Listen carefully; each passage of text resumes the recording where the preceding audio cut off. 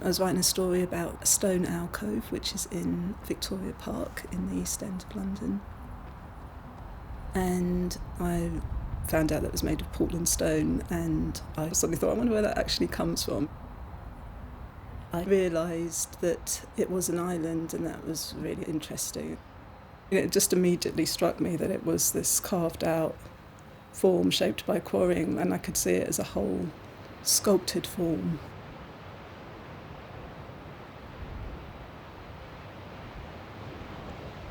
And then when I actually went there, it was just kind of slightly overwhelming.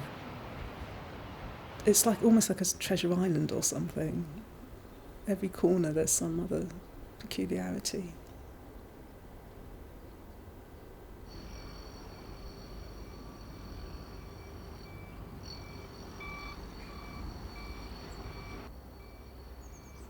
I spent a lot of time walking around and exploring different pathways, and then I started to wonder about what sort of stories I could write about that space.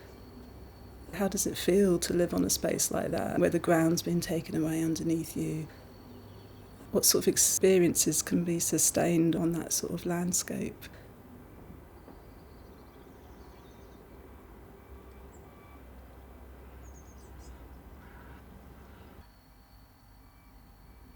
Having been trained as a sculptor and, having made things with my hands literally for years, there is something about the loss of that in my work that I try and make up for it.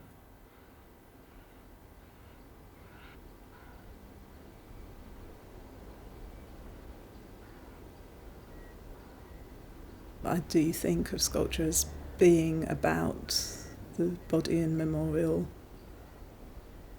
absences. But on the other hand, it's a very physical thing, and it's about sensuality and touch. But I think because I'm writing, I tend to heighten and sort of dramatise that. So it becomes about life and death.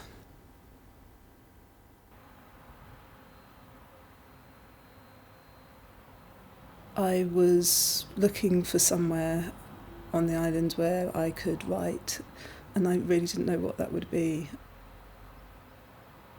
This place was an abandoned or vacant office that used to be an insurance office. It immediately had a sort of an atmosphere.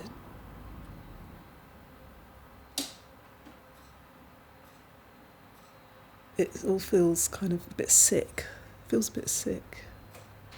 Yeah. There's a sadness about it.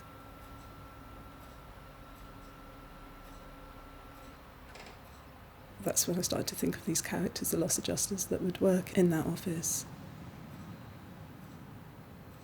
They're trying to calculate the monumental scale of loss of stone from the island. The loss of physical mass. They're thinking about things like how much excessive fantasising and physical sort of sexual activity there is on the island. The emergence of fictions, that people might need to make things up as some sort of compensation for what's missing or vanishing.